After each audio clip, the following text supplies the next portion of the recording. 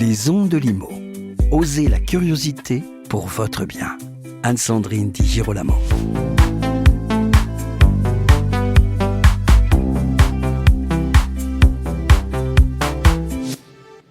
Direction la région PACA avec Mathieu Cerdan, courtier en prêt immobilier et directeur de région chez Finance Conseil.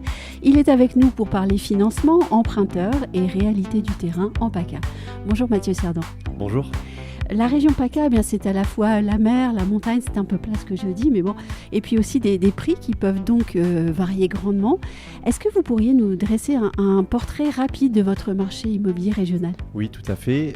Déjà, merci pour l'invitation. Ouais, c'était avec plaisir. La région est assez vaste, effectivement, et on va retrouver des marchés totalement différents. Oui. Entre les zones littorales et côtières, oui. avec les grandes villes que sont Marseille, Toulon et Nice, oui. et les zones un peu plus reculées, rurales et montagneuses en arrière-pays. Alors, déjà, on peut commencer par un message de soulagement. Oui. C'est que sur le marché immobilier en lui-même, le creux des transactions est derrière nous.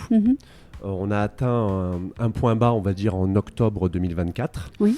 Et depuis le début d'année 2025, le volume des transactions, dans tous les territoires, aussi bien les zones côtières que reculées, le marché est en hausse en termes de volume. Déjà, c'est une bonne nouvelle. Oui. Et ensuite, on constate également une stabilisation, on va dire modérée, des prix sur les grandes métropoles que sont Marseille et Nice, qui sont les deux vecteurs essentiels de la région. Voilà, donc post-Covid, on a eu beaucoup de spéculation et d'augmentation de prix sur ces zones-là. Et là, depuis peu, couplé à une baisse des taux, on constate aussi, pas une baisse, mais au moins une stabilisation.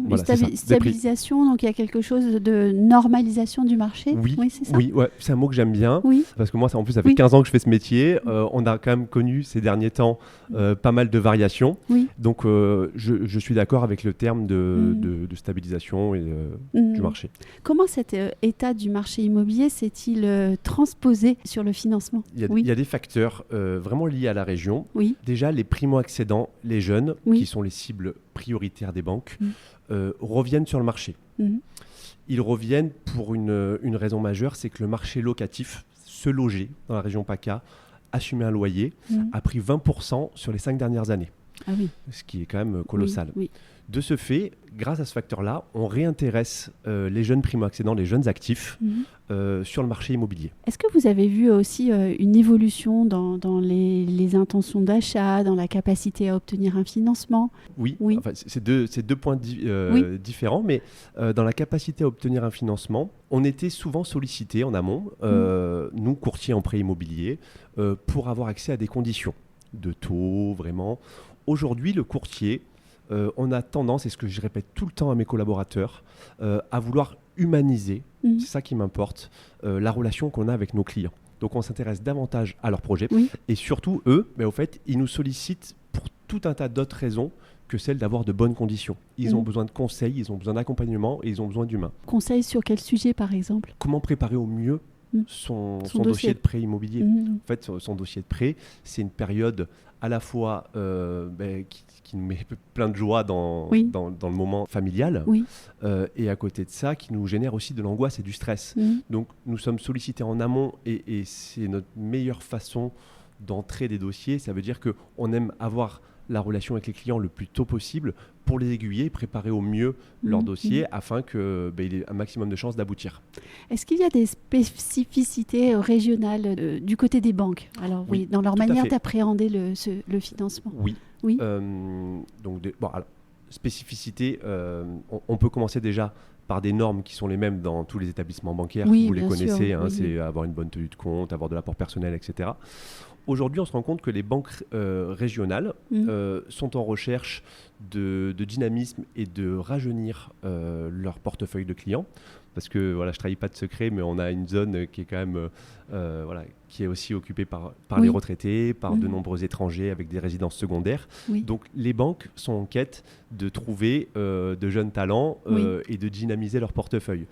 De ce fait, elles vont les attirer avec des produits spécifiques réservés aux primo-accédants. D'accord. Notamment avec des enveloppes bonifiées qui peuvent aller jusqu'à 10% du montant emprunté. Donc on peut avoir des taux aux alentours de 1% sur 10% du montant du prêt. Elles vont également, les banques, cibler et attirer des logements assez peu énergivores, donc respecter une performance énergétique avec une note C au maximum. Et c'est ce type de spécificité qu'on peut avoir dans la région avec des établissements régionaux qui vont viser des jeunes et éventuellement des logements pas trop énergivores. Oui, c'est intéressant ce que vous dites, parce qu'effectivement, allez, je pense à Nice, ville de retraités. On peut effectivement se réjouir d'une banque qui est proactive dans le maintien d'un tissu, je dirais, salarial, économique, pour l'avenir. Oui.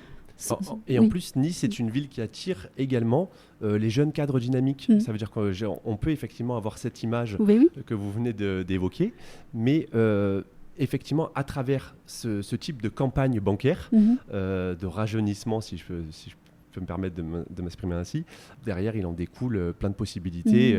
Et donc, je repars sur la question des profils, puisque vous m'avez parlé des jeunes. Est-ce qu'il y a des profils qui, au-delà de la jeune population, des profils qui s'en sortent mieux aujourd'hui pour décrocher leurs prêts ? Qu'est-ce qu'elles attendent, les banques ? Les conseils qu'on peut donner, parce que les profils, les banques, elles peuvent vraiment s'adresser. C'est assez universel, aussi bien du chef d'entreprise, de l'artisan, du salarié, du fonctionnaire. Mais ce qui va toujours revenir dans le profil, dans la constitution du dossier, si c'est ça que vous voulez évoquer, déjà c'est s'intéresser, chose que ne faisaient pas les banques avant, à la cohérence d'un projet. Ça veut dire, est-ce que le bien qu'on achète, il est en adéquation avec l'environnement familial du foyer ? Est-ce qu'il est à proximité des lieux de travail, je parle du futur logement, des gens qui composent le ménage. Voilà, la tendance du télétravail est en train de disparaître progressivement. On a eu ces 5 dernières années beaucoup de personnes qui sont venues notamment sur l'axe Aix-Marseille-Nice, qui ont déserté un peu la région parisienne pour venir s'installer chez nous. Grâce au télétravail, c'est un peu moins le cas. Donc, ce qu'on veut, c'est de la cohérence. Ce que les banques recherchent, c'est de la cohérence entre projet familial, qu'on soit dans un environnement professionnel stable. Fut un temps, les banques se suffisaient simplement d'avoir un CDI et avoir un fonctionnement de compte qui était cohérent. Maintenant, en plus du CDI, les banques, elles vont regarder également qui est l'employeur. Quelles sont ses perspectives sur le marché. Donc voilà, ça augmente la difficulté d'accès, mais justement, on est là pour ça aussi. Alors, pardon ce trait d'humour, mais si en plus, il faut faire attention à avoir un employeur bankable, ça va être compliqué. Oui, mais vu ce qui s'est passé ces derniers temps, et voilà, je veux quand même passer un message positif, c'est ça que je veux qu'on retienne, c'est que effectivement, les banques vont vérifier la solidité et les perspectives de la profession. À un moment donné, post-Covid, on s'est quand même beaucoup posé les questions. Est-ce qu'il y a des professions qui vont disparaître ? Aujourd'hui, tout s'est normalisé, mais voilà, effectivement, ça rentre dans l'équation. Donc je retiens la cohérence d'un profil, bien dans sa vie et bien dans son travail, avec beaucoup de stabilité, et puis aussi un petit coup de cœur pour les jeunes acquéreurs, et puis aussi ceux qui portent la rénovation énergétique de l'immobilier dans votre région. C'est comme ça ? Complètement. Oui. Vous avez parfaitement résumé. Merci beaucoup Mathieu Cerdan de toutes ces précisions, de cet entretien aussi. C'est un plaisir. Et puis merci à vous qui nous écoutez. J'espère que ce podcast vous aura été utile, et on se donne rendez-vous pour un nouvel épisode très vite. Retrouvez les Ondes de Limo sur ondedelimo.com, les réseaux sociaux et la newsletter.